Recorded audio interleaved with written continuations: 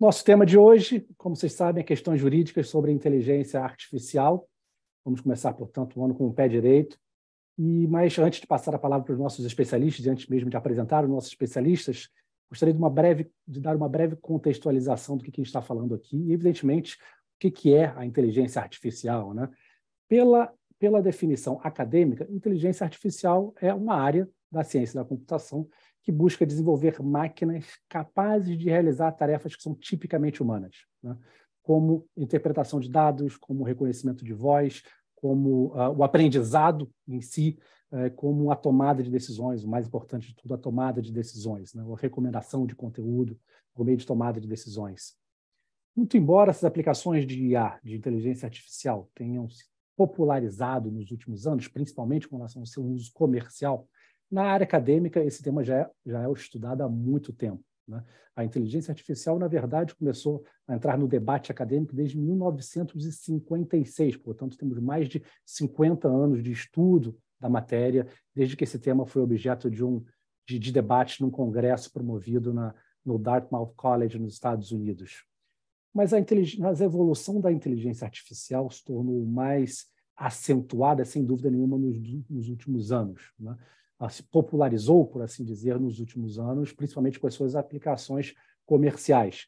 A gente pode, de uma forma geral, apontar alguns dados, alguns fatores que, dentre outros, contribuíram para esse uso mais comercial, esse uso mais popular da inteligência artificial.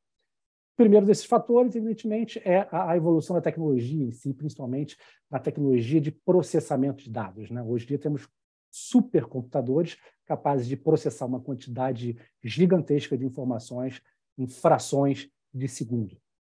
Um segundo fator que a gente pode apontar que é preponderante para o surgimento comercial da inteligência artificial é a utilização, a disponibilização de uma quantidade massiva de dados de uma forma geral. Hoje em dia, nós utilizamos a internet para fazer quase todas as nossas atividades do dia a dia e, com isso, a gente disponibiliza na internet muitas informações sobre nós mesmos, e não só dados pessoais, mas informações de negócios de uma forma geral, assim como informações acadêmicas são disponibilizadas na internet. E são justamente essas informações que alimentam as ferramentas de inteligência artificial. E, por último, a quantidade de investimentos feitos na área, justamente por conta dessas aplicações comerciais e dos lucros derivados dessas aplicações comerciais, a quantidade de investimentos aumentou substancialmente nos últimos anos. Por isso que houve um boom, por assim dizer, da inteligência artificial nos últimos anos.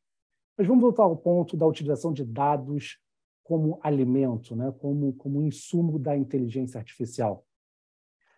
Basicamente, de uma forma muito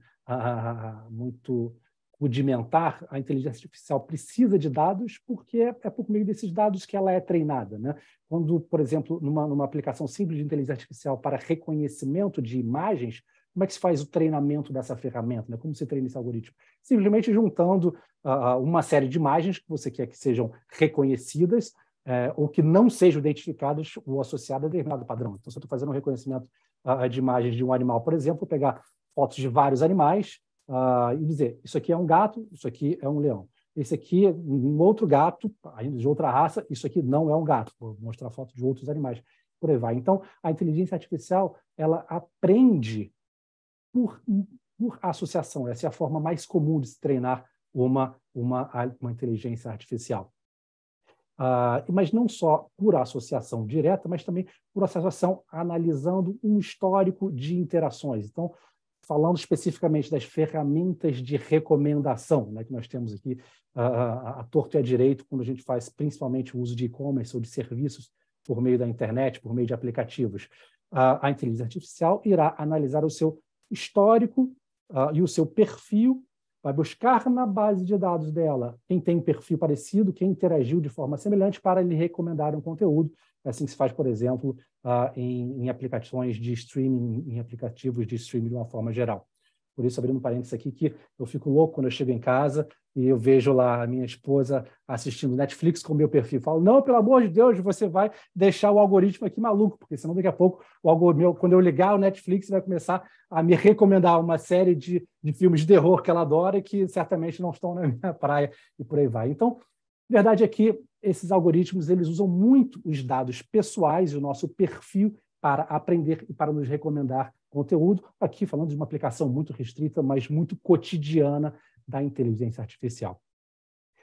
Com relação ao uso de dados pessoais, exatamente pelo esse uso massivo de dados pessoais, não só em aplicações de inteligência artificial, mas em serviços na internet de uma forma geral, e preocupados com esse uso massivo de dados pessoais, nós tivemos uma atualização de leis há pouco tempo. Na Europa, houve a atualização do arcabouço legislativo deles, com a aprovação do GDPR no ano de 2016, substituindo uma diretiva de 95. Aqui no Brasil, nós tivemos a aprovação da LGPD em 2018, e uma série de leis estão surgindo ou sendo atualizadas ao redor do mundo, justamente para regular o uso de dados pessoais.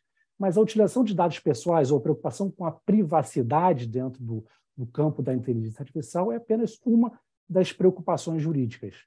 A inteligência artificial, o uso da inteligência artificial tem reflexo na vida humana em diversas formas, não só reflexos jurídicos imediatos, mas reflexos mesmo no nosso cotidiano, e surgem, então, questões jurídicas e questões técnicas que precisam ser tratadas, precisam ser reguladas, antes de mais nada, para termos um mínimo de diretiva, um mínimo de princípio para nos guiar sobre como fazer e o que fazer de uma forma geral.